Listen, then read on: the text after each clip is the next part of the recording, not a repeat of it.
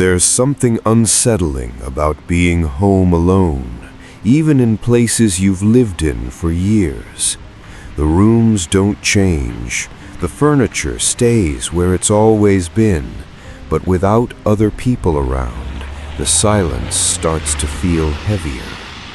Normal sounds stand out more.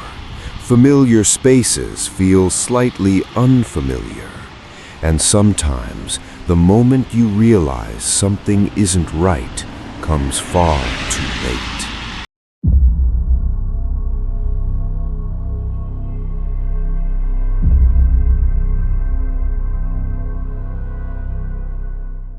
The first story was sent in by a woman named Claire, and it happened when she was living alone in a small townhouse just outside of Portland.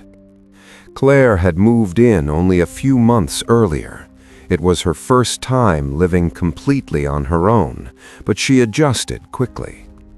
The neighborhood was quiet and predictable, mostly older couples and small families who kept to themselves. There was very little traffic at night, and nothing ever really happened there. She worked from home as a freelance designer, so being alone for long hours during the day felt normal. Silence was something she had grown used to. In fact, she found it comforting. That night felt no different from any other night she had spent in the house. It was raining lightly outside, not a heavy storm, just a steady drizzle that softened everything beyond the windows. Street lights reflected off the wet pavement, making the outside world look distant and muted. Claire was in her bedroom, folding laundry at the foot of her bed. The television was on low volume, more for background noise than anything she was actively watching. The house itself was quiet, except for the usual sounds: the occasional creak of the floorboards, the faint hum of appliances. These were noises she had already learned to ignore. That was when she first noticed the clicking sound. At first, it barely registered. It was faint and irregular, easy to mistake for something outside. It sounded mechanical, almost like a small switch being tapped gently every few seconds. Click, pause, click, pause. Claire stopped folding clothes and listened. The sound wasn't loud enough to make her nervous. She assumed it was coming from outside, maybe a loose sign down the street, or a tree brushing against a fence in the wind. She turned the television up slightly, and the sound faded into the background. For a while, everything felt normal again. About 20 minutes later, she carried the folded laundry into the hallway, heading toward the linen closet near the kitchen. As soon as she stepped out of her bedroom, she heard the clicking again. This time, it was clearer. She stopped walking and stood still, holding the clothes against her chest. The sound wasn't coming from outside anymore. It was coming from somewhere inside the house. Claire stayed where she was and listened carefully. The clicking stopped, almost as if it had noticed her attention. Then it started again, slower than before, more deliberate. Click, click, click. Her first instinct was to check the obvious things. She went into the kitchen and turned off the dishwasher, even though she hadn't used it that day. She checked the stove, the refrigerator, and the breaker panel. Everything looked normal. Nothing was running that shouldn't have been. She tried to convince herself that she was overthinking it. As she walked back through the hallway, she passed the front door. That was when she noticed something that made her pause. The deadbolt was unlocked. Claire stared at it for several seconds. She was sure she had locked it earlier. Locking the door was something she did automatically, without thinking. Still, she told herself that maybe she had forgotten. It was possible. She locked the deadbolt again and stood there for a moment, listening. The house was silent. She took a deep breath and went back toward her bedroom. A few minutes later, the clicking started again. This time, it was coming from upstairs. Claire stopped at the bottom of the staircase. The sound echoed faintly through the upper hallway. It felt closer now, more contained. She noticed something else almost immediately. Her bedroom door was open. She was certain she had closed it when she left. She always did. The hallway upstairs was dark, and the open doorway looked like a dark shape against the wall. Claire stared there, staring up the stairs, not moving. The clicking continued for a few seconds, then stopped completely. The silence felt heavy. After several minutes, Claire convinced herself to move. She grabbed her phone and slowly walked upstairs, keeping her eyes on the hallway the entire time. Her bedroom looked exactly as she had left it. Nothing appeared disturbed. Nothing was out of place. Then she checked her closet. The closet light was on. Claire stood there, frozen. She did not remember turning it on. She rarely used the closet light at all, since there was enough light from the room. She turned it off and backed away. That was when she decided to leave. Claire grabbed her keys and left the house without packing anything. She stayed with a friend that night and barely slept. The next morning, she contacted her landlord and explained what had happened. Later that day, the landlord discovered that someone had been accessing the attic crawl space. The entry point was hidden inside the closet ceiling. It was easy to miss unless you knew where to look. Nothing was taken. Nothing was disturbed. There was no explanation.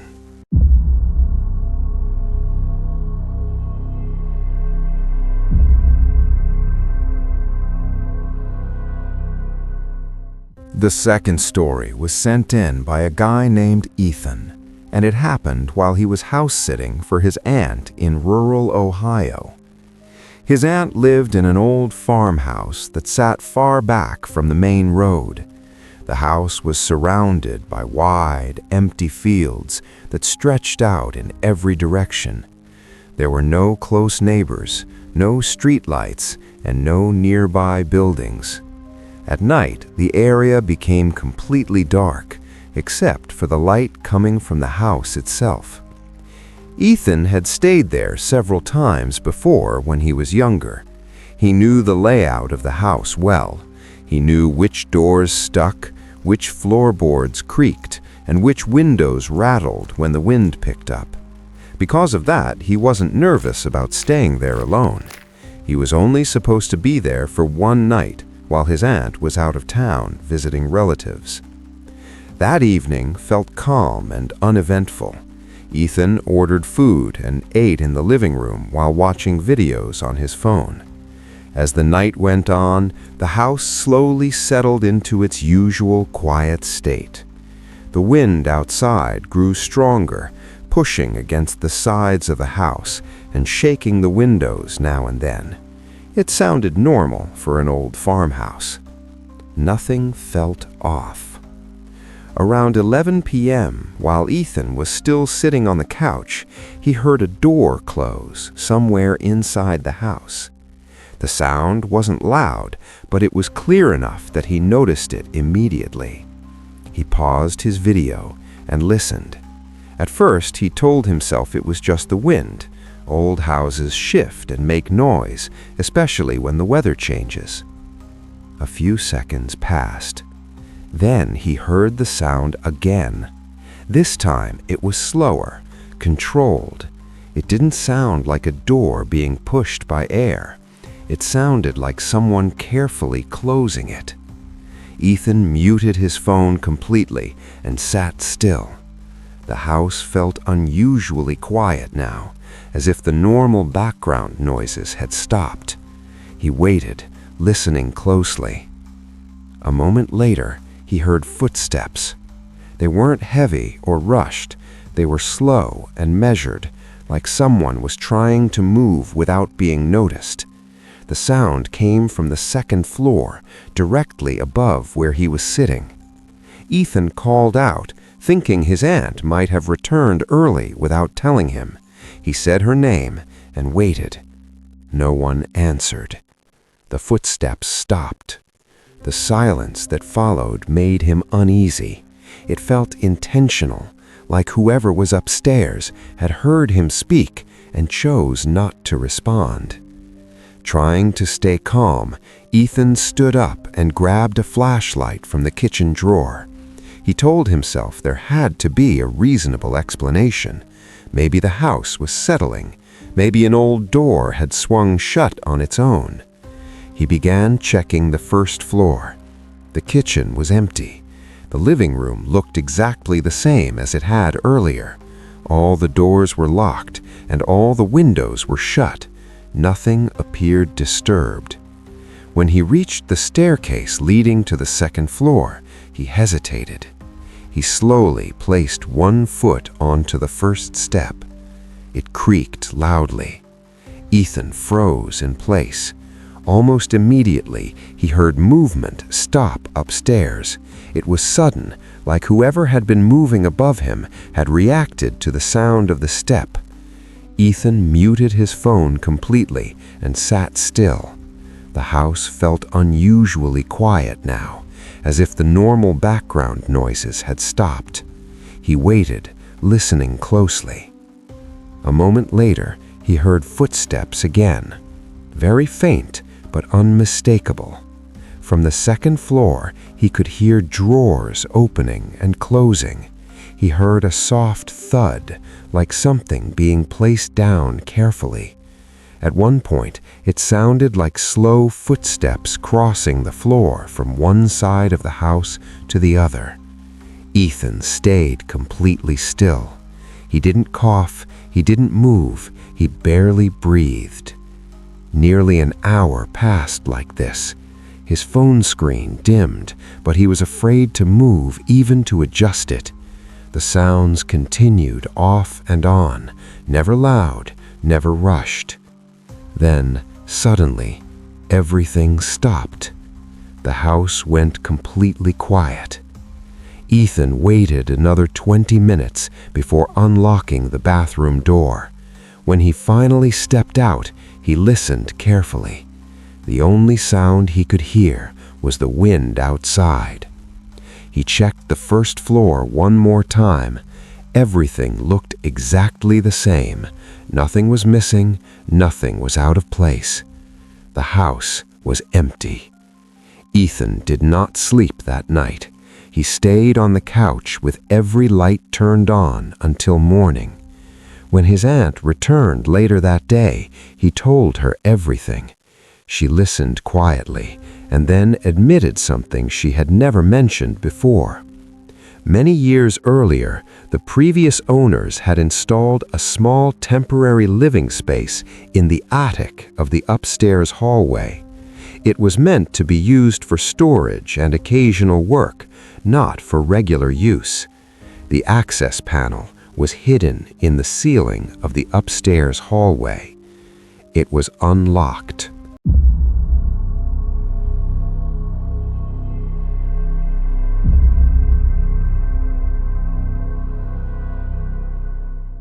The final story was sent in by a teenager named Eli, and it happened while his parents were away for a weekend. Eli was 16 years old at the time, and staying home alone was something he was already used to.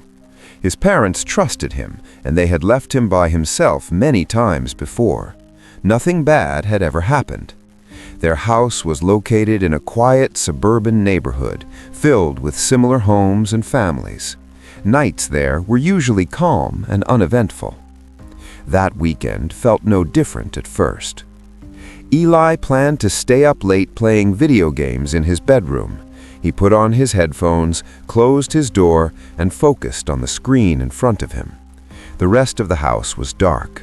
The only light came from his monitor and a small lamp near his desk. Outside, everything was quiet. Hours passed without Eli paying attention to the time. Eventually, he paused the game and removed his headphones so he could get a drink of water. The moment the headphones came off, he noticed something that immediately felt wrong. The house was silent. Not the normal quiet of late night, not the soft background noise of a house settling. There was no air system sound, no distant cars, no wind. It felt like the entire house had gone still at the same moment. Eli stood in place and listened. The silence felt heavy, like it was pressing in on him. He waited for any normal sound to return, but nothing did. For a moment, he wondered if something was wrong with his hearing. He picked up his phone and checked the time. That was when he noticed a notification from the home security app his parents used. The message said, "Front door opened." Eli stared at the screen, confused. The timestamp showed it had happened 10 minutes earlier. He knew he had not left his room. His parents were still out of town, and no one else should have been in the house. At first, he tried to explain it away. Maybe the alert was delayed. Maybe the app made a mistake. But the notification looked normal. Eli slowly opened his bedroom door and stepped into the hallway. The lights were still off, but there was enough light coming through the windows to see clearly. The hallway looked normal at first. Then he looked down at the floor. There were muddy footprints leading away from the front door. They were clear and uneven, like someone had walked through without trying to clean up. The prints moved slowly across the floor, heading deeper into the house. Eli followed the trail with his eyes, his heart starting to beat faster. The prints led straight to the basement door. The basement door was open. Eli stopped several feet away. He did not move closer. The basement was dark, and the stairway disappeared into the shadows. He listened carefully, hoping to hear something, anything that would explain what he was seeing. There was no sound, no movement, no voices. Slowly, Eli stepped backwards. He returned to his bedroom and closed it as quietly as he could. He locked it and sat on his bed, holding his phone tightly. His hands were shaking as he called his parents. He whispered while explaining what had happened, the alert, the footprints, the open basement door. His parents told him to stay in his room and call the police immediately. Eli stayed on the phone with them while waiting. Every small sound felt amplified. The house creaked once, and his heart jumped. He thought he heard something move in the hallway, but he could not be sure. He stayed completely still, watching the door. Minutes passed slowly. At one point, he heard what sounded like faint movement downstairs. It was not loud, it was slow. Then it stopped. He did not move, he barely breathed.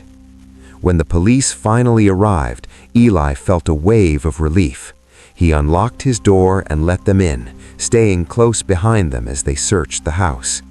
The officers checked every room carefully. They checked closets, they checked under furniture, they checked the basement. No one was there. There were no signs of forced entry. The front door was locked. The officers suggested that sometimes alerts can be delayed, and sometimes mud can be tracked inside accidentally. But the footprints were still there. They were clear. They shaped like shoes. They did not belong to anyone in Eli's family. As the officers were getting ready to leave, Eli noticed something else that made his stomach sink. The basement light was on. Eli was certain it had been off earlier. The officers turned it off and told him to call again if anything else happened. After they left, the house felt empty in a way it never had before. Eli did not sleep that night. He stayed awake until morning with the lights on, listening to every sound. When his parents returned the next day, they reviewed the security system together. The alert was confirmed. The front door had been opened while Eli was in his room. There was no clear explanation. After that weekend, Eli refused to stay home alone again.